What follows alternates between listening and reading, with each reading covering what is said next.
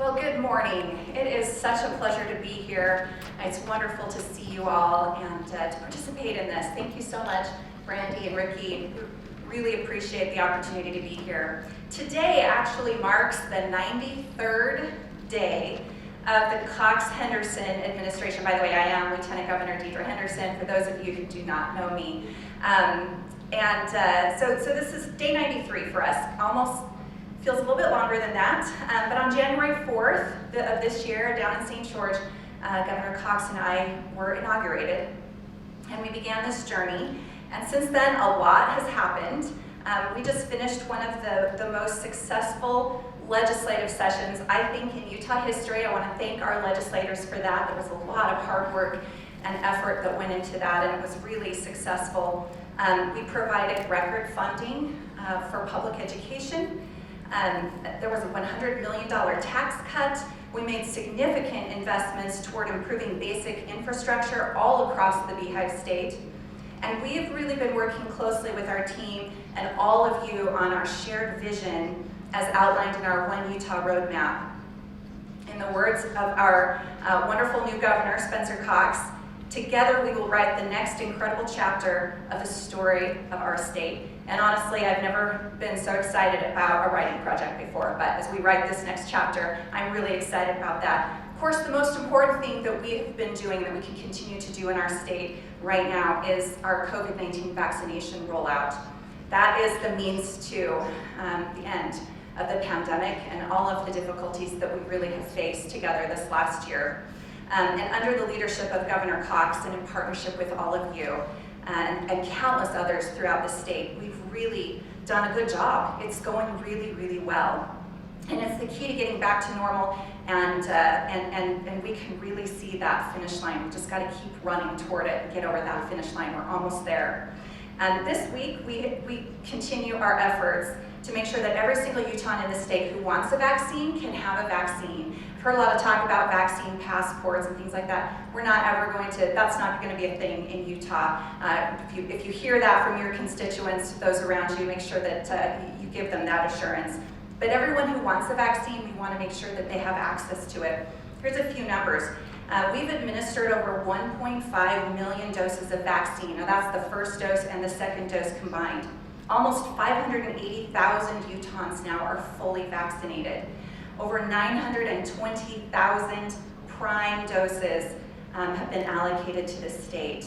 This is really incredible. So we're very well on our way to that goal of 1.633 million prime doses allocated to Utah that will get us in that sweet spot that allows us to reach herd immunity and get back to normal. In the meantime, we've really got to keep running. Last week I was in Duchesne visiting the pop-up clinic put on by the Utah National Guard in partnership with Tri-County Health Department and Duchesne County. And it was really great. Hundreds of people drove past and saw the clinic there in the parking lot at the high school, and they didn't need an appointment. They just drove up and got vaccinated, and this was a really great experience for the city of Duchesne, for the county, and it's something that the National Guard wants to continue to do. The next day they went to Tabiona, and this is a really important part of our effort to make sure that people aren't just eligible for vaccines aren't just available, but they're actually accessible to people in every single corner of the state. So if you and your counties want to partner with the National Guard too to get to some of these hard to reach locations, I know that they would really love to help. This past year is probably, I don't know about you, but the most difficult one in my lifetime, probably in our collective lifetimes. But however unpredictable and often, frankly, unpleasant it's been overall, it was certainly not unprecedented. There have been perils and pandemics in the past, and we really should apply the lessons that we've learned during those preceding world crises to the current one. And I think that here in the state of Utah especially we have. During the darkest days of World War II, in 1939 and 1940, it was really hard for the British people to even imagine victory. What would victory even look like? But Winston Churchill rallied their spirits. By 1943, the war was beginning to turn in favor of the Allies. But But still, Allied leaders were very concerned about when the war would end and what the end would look like. In the spring of that year, 1943, with an eye toward the future, doing something wrong. There we go. Churchill outlined his bold post-war plans. He said, "The difficulties which confront us will take all our highest qualities to overcome. But," he continued, "difficulties mastered are opportunities won." And that's how I've seen this past year. This past year has been full of difficulties, but those difficulties have presented some incredible opportunities for us if we will only seize them. One of the opportunities that we've been able to seize is is the ability to make significant investment in infrastructure in our communities. But being able to do that is challenging. We have to be able to find new ways to engage a talented, healthy, and skilled workforce. We have to have skilled workers to conduct environmental studies, to help build roads, like the connector in Vineyard, or to expand the Tokerville Parkway in Washington County, or the bypass road in Taylorsville, or a double-track rail line for Front Runner, and so many other needed improvements across our state. And one way that we can get the workers we need to do this is with something that the governor and I launched last week, a returnship initiative. It's just an innovative way to provide adults who've been out of the workforce for an extended period of time, such as full-time parents or military personnel or their spouses, or family members who have been out taking care of parents, elderly parents, or even retirees. Give them the opportunity to get current experience, skills, training, and mentoring that they need in order to get back into the workplace. Unlike internships, which are designed primarily for young people at the beginning of their careers, the goal of a returnship program is to help experienced adults re-enter the workforce without starting at the very bottom of the career ladder. Diversity and life experience are valuable to us, and they really should be relevant to pay and opportunity in the workplace. The returnship program that we launched last week will help us be able to reach those who haven't been participating in the job market for one reason or another. One of the biggest concerns that we hear over and over from employers in the state is that there are not enough qualified workers to fill open positions. The purpose of this returnship initiative is not only to help people who want to get back to work, but also to provide an innovative way for employers to find solutions to their workforce needs.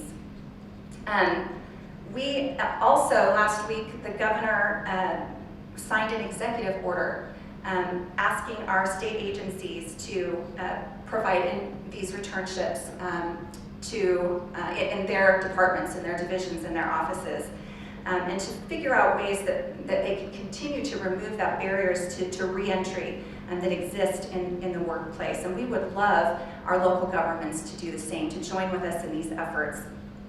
One of the pillars of our administration, as laid out in our One Utah roadmap, is commitment to equality and opportunity, and we really hope that this new returnship initiative will help even more Utahns have the opportunity that they deserve. You can learn more on my website, ltgovernor.utah.gov, so my Lieutenant Governor website. New infrastructure investment in Utah is critically important. A skilled workforce is critically important to building it. And getting Utahns vaccinated and back to normal is foundational to all of that. And I'm really happy to be part of this effort with you as we seize these opportunities presented by the challenges that we have all faced. I hope that we can rethink, we can reimagine, we can re-energize and reinvigorate ourselves, our jobs, our communities, and our state as we seize these opportunities. And right now, I'm very honored to introduce the governor of our great state, Spencer J. Cox. We had record investment in infrastructure and record investment in education and a $100 million tax cut, all at the same time. That has not happened anywhere else in the country. And it happened because, again, we made hard decisions years ago to build our economy in the right way, to make it the most diverse economy in the country, which we are. But then we made really smart decisions when the pandemic hit. We pulled back on the spending, we peeled back what we were going to do. We knew we had to tighten our belts and balance our budgets, and then we kept the economy open in a safe way. And that led to this record year that we were able to have. Now, there's a couple things that I just want to run through quickly about our vision that I hope you will believe in, and that it's a shared vision. In our roadmap, if you haven't had a chance to view it, I would encourage you to do that. But here's a couple of the points that we're focusing on. First of all, everyone is invited. Right? That's what makes Utah so special, is that we collaborate. We build on a formula that works in Utah, and we believe the formula is as follows. Free enterprise matters. Hard work above all else. Strong families. Limited government. Big-hearted communities. Compassion for those in need, and fiscal responsibility. That's the formula, that's the secret sauce. Always has been for Utah. And now we have a lot of people moving here, and we're grateful. We're grateful that Utah has been a place of refuge, a place where people want to come, where they want to live, where they want to bring their businesses, where they want to grow it. But I'm sending out a word of warning to all of them. There's a reason you want to come here, and that's because we do it the right way. Please, please, please, don't try to turn us into what you just left.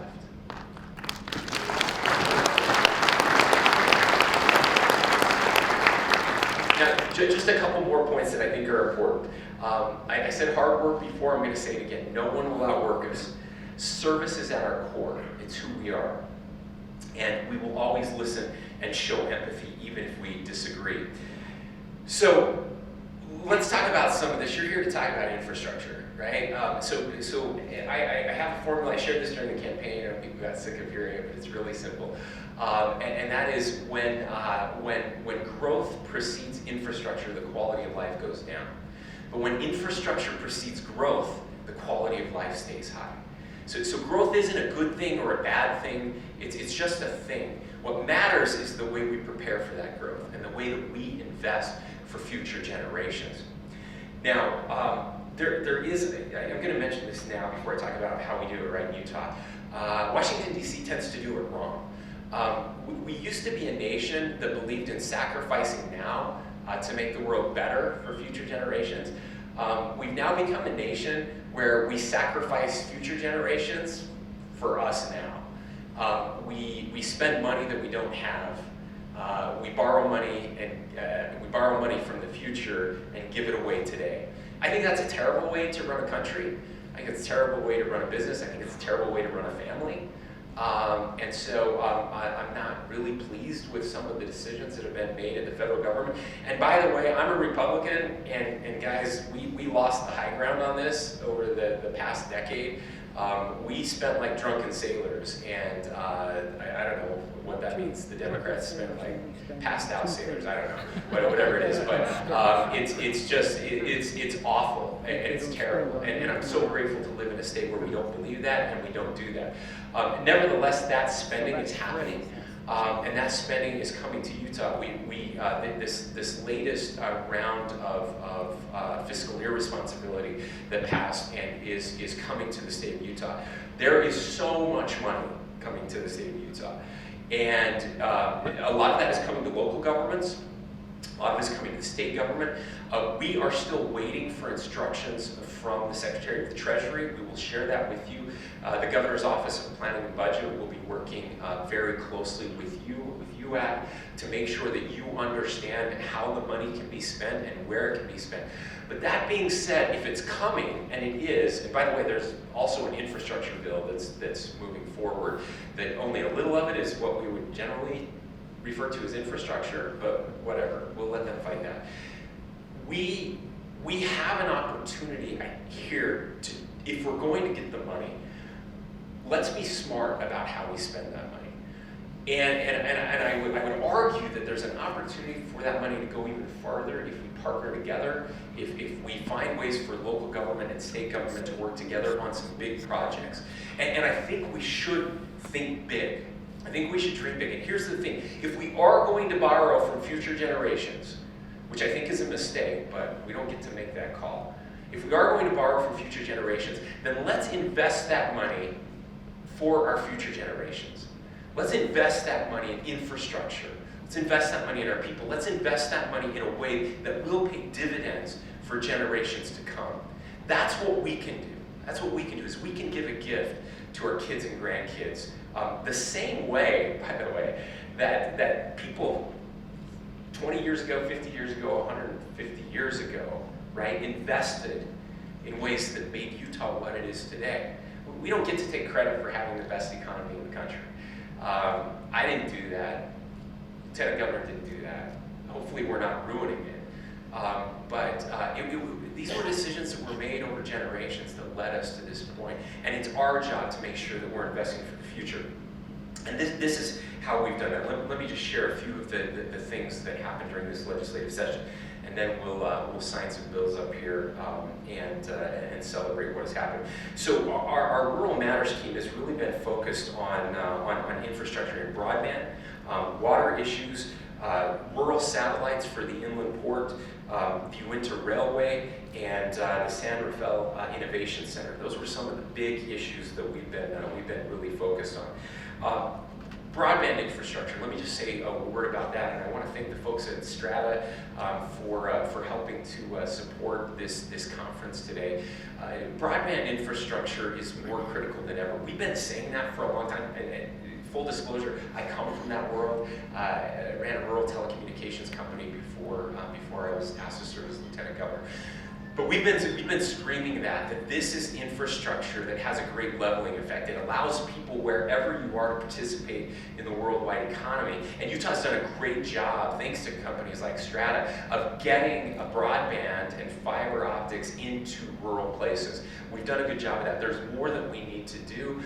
Emory Telecom is working on getting fiber infrastructure down to our friends in the Navajo Reservation, but there are still pockets of the state that don't have access to good broadband. But during this pandemic, we found we need to go one step farther, and that is especially young people, especially kids, need to have access to broadband in their homes. And just because we have it at our schools, and again, Utah's led the work with World, with UEN, UETN now, and getting that broadband infrastructure where it needs to be out to our schools, we need to make sure the kids have that at home. Even though every kid should have in-person learning opportunities, the supplemental opportunities that come from having broadband in the home are just incredible, and we don't want any kids to be left behind. So we're going to be investing more and more of that money into that type of infrastructure. Double tracking front runner. Again, for those of us in rural Utah, this isn't as big a deal, but this is a huge deal along the Wasatch Front. Again, investing in infrastructure will keep the quality of life high. And by double tracking front runner, we make transit more reliable, we make it faster, and more people will use it. And that will keep cars off of the roads, which will save us taxpayer dollars.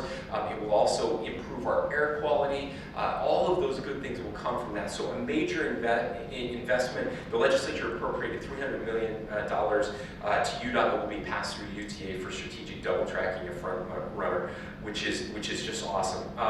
There are some other smaller transit investments that are important. That $12 million extension of the S line in Salt Lake City, $11 million for BRT in Mid-Valley, $5 million for some environmental work for transit solution at the Point of the Mountain development, and $4 million for freight rail consolidation in Utah County that will eliminate an at-grade crossing there. So big investments in transit that will make a huge difference moving forward. Commissioner talked a little bit about roads, and this is something I'm passionate about. As I was visiting all 248 cities and towns during our campaign, I mean, something I already knew, but our roads, especially in rural Utah, we have some major problems with our roads. And we wanted to get as much investment there as possible. The legislature directed $705 million in cash for legislatively directed projects, $35 million for active transportation projects, which we're very excited about. Again, more and more people want to bike to work. They want trails. They want those types of things that increase the quality of life, and we're investing in that. So let me just end there. We are so blessed to live where we live and to live when we live. Now, we recognize that there are parts of the economy in parts of the state that are not doing as well as others. We're sitting in the middle of one of those places that is not doing as well as others. Most of us know how the pandemic impacted the oil and gas industry.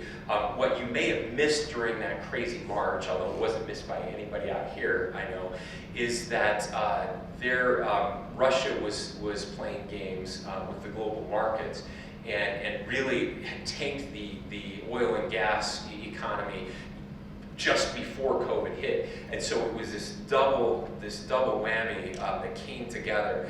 And I know my wife went like a month and a half without filling up her car. And it was just so difficult. Now that's rebounding a little bit, but unfortunately at the very time when we're rebounding, the Biden administration comes in and lowers a third hammer. Through an executive order that is making it incredibly difficult for oil and gas leases here in the state. Now, one of the things that we are focused on as an administration is we can't fight these battles by ourselves. We will always lose if we're fighting these battles by ourselves. But we have other states, and even though we compete for jobs and we compete for opportunities, we are unified when it comes to making sure that we get good policy. So we are working very closely with our other states. And what's been great about this one is we've even found some bipartisan support. And so working very closely with Governor Gordon in Wyoming, Governor Gianforte in Montana, and we were strategizing about how we can push back and fight against this government over-regulation that we're starting to see. And turns out that New Mexico is also very reliant on the oil and gas industry for so much of what they do. And they're a very blue state. They have Democrats in all the statewide offices there. And when you put restrictions on leasing on federal lands, the oil field that is most important to New Mexico is the same oil field that goes into Texas, where it's private property. And so guess what all of those oil and gas companies did the minute that the Biden administration put that regulation in place? They just picked up and moved across the border to Texas, right?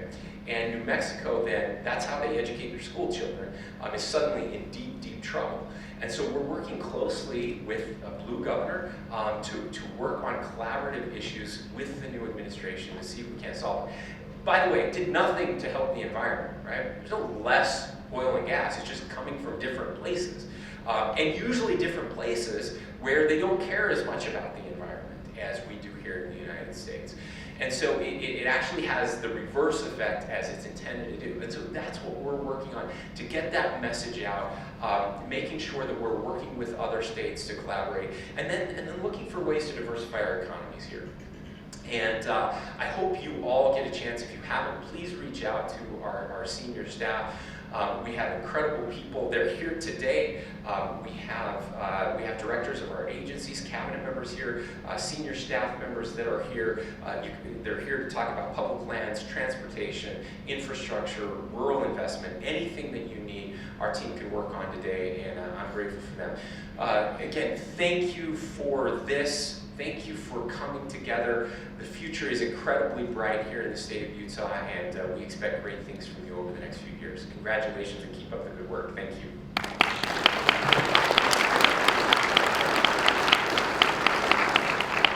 Now, we are going to ceremonially, that's a word, sign some bills. We, of course, the bill signing period for the 500 plus bills that were passed by the legislature ended a week and a half ago, and I'm really grateful to have that part over. But we do these ceremonial signings as a way to highlight some of the great work that the legislature accomplished this year. And we don't do many of them, but we pick some of the most important ones. And we have 3 bills today that we really wanted to focus on to let you know. Some of them may have gotten lost in the shuffle a little bit, but we want to talk about some of the good things that are happening. So we're going to start, and I want to invite legislators up and anybody else they want to come up for the actual signing and to get a picture together. The first one we will do, it looks like we actually have 4, no, just 3. We have 3. HB 433, which is the big infrastructure funding bill. Representative Schultz, if you're here, we'd love to have you come up, and we'll go ahead and again, anybody else that is here for that bill. After HB 433, we'll do SB 243, which is political subdivision amendments. That's Senator Jerry Stevenson's bill, and this is the inland port bill and the extension of the inland port. I know we have a lot of our inland port folks who are here with us today. We'd love to have you come up on stage as well. And then SB 176, which is Senator Ron Winterton's bill, and this has to do with mineral lease funding and our ability to use those mineral lease monies through the Community Impact Fund, the CIB board for planning, construction, maintenance facilities, and some other things that are important. So we'll go in that order. We'll start with HB 433, Representative Schultz's bill. I want to thank Senator Stevenson, who worked so hard on this bill. Representative Francis Gibson as well. UAC was deeply involved in this. For those of you that aren't familiar with the inland port, it's been a little bit controversial in Salt Lake City, although it shouldn't be. This is a really good thing. It's going to be the most environmentally friendly port in the world. Going to take down barriers. It's going to get trucks off the road, allow us to transport many more of our goods worldwide, which is good for the people here in the state of Utah. And the best part of this bill is that we're extending it into rural Utah as well. We're going to have these hubs in rural Utah, and we put money behind it. So there's a bank that will allow us with projects that rise to the top now. We can construct these projects. This will pay back for the citizens of Utah over time in a really big way, create jobs, and allow us to export what's best about Utah to the rest of the world. So congratulations, Randy and Jack and your teams for your great work here. We'll go ahead and make it official. I guess it's already official, but we'll pretend to make it official a second time.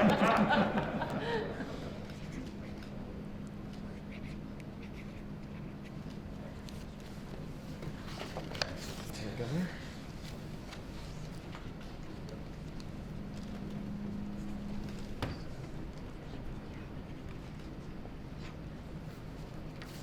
All right, there it is. Congratulations.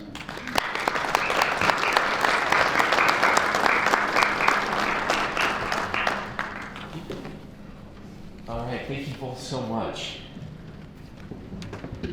All right, Senator Winterton, let's go ahead and do yours next. And I know Senator Winterton is here.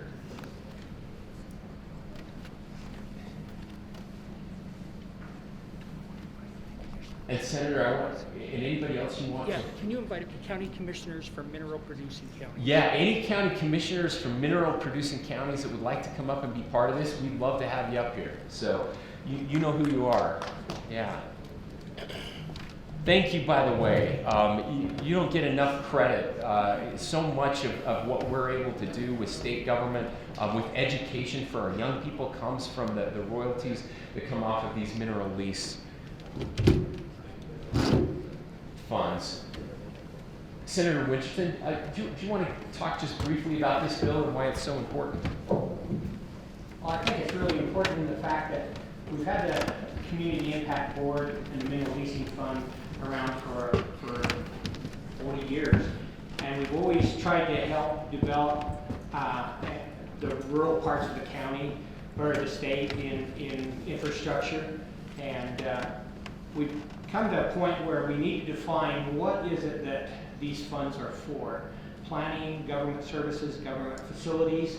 Sometimes that's a little gray area, and so this bill defined what we could use those monies for, so there's no question in the board members' minds whether or not this is appropriate use of these funds. So that's the importance of this bill, is that it clarifies that. As a legislature, that's our job, to define it, not let a judge decide it.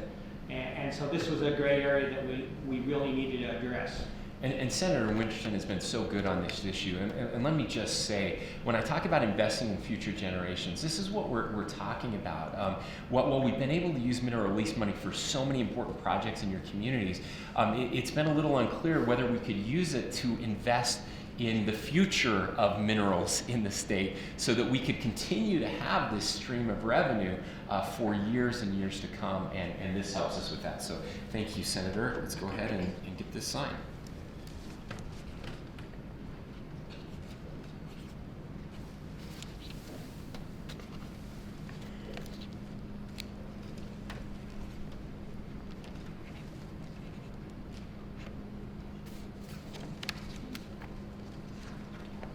Congratulations.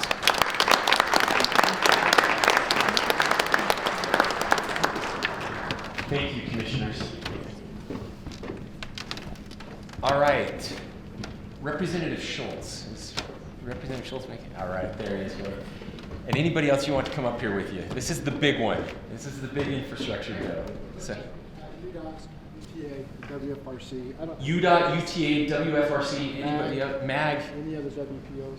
Any other WPOs that are out there? Come on up.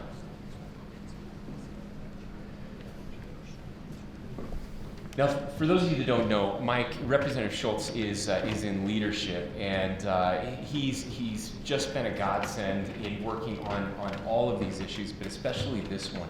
We all knew we wanted to do something big around infrastructure, and he was the one who made it all happen. So please take the microphone and talk a little bit about this bill and how it all came together. Oh, thank you, Governor and Lieutenant Governor. It's an honor to be here with you today to participate in the ceremonial signing. I just can't thank this group behind me enough to help me with transportation and infrastructure, and to come to have a deeper and more knowledgeable understanding of how infrastructure and transportation works across the state. We truly have the best in the nation standing right here behind us. Working with the executive branch, the governor, and UDOT, and then UTA, as well as WFRC and MAG, and the other WPOs around the state, we were able to come up with HB 433, and it is the largest single infrastructure spending bill in the state's history at $1.1 billion, and it touches every corner of the state. And so I just appreciate all the support that I got from all those that are here. I'm grateful that they're here today to participate. So thank you, Governor. Thank you, Representative. All right, let's sign this in.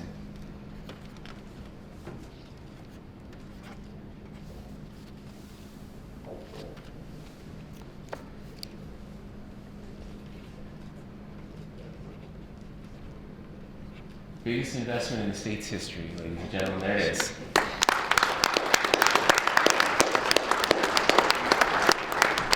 Thank you all. And just to conclude, are there any other legislators out there? If you would stand up, I just want to give the legislature a round of applause for their great work this year. Scott Chu, Representative Chu, thank you.